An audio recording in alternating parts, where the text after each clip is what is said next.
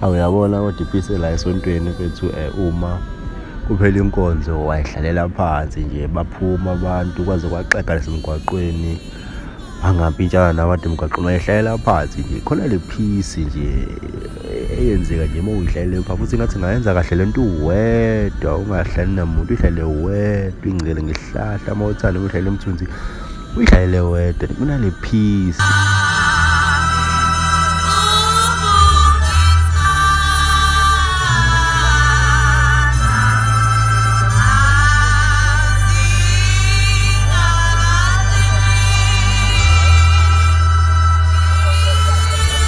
Khohlwa izona zonke iy'nkinga onazo, uyihlalele nje kamnandi, ushawe umoya, yabona nje phise la.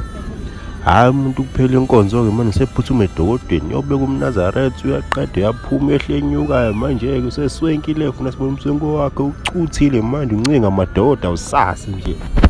Ngiyadlala nje lo bangani bami, ngaze ningitalaphe.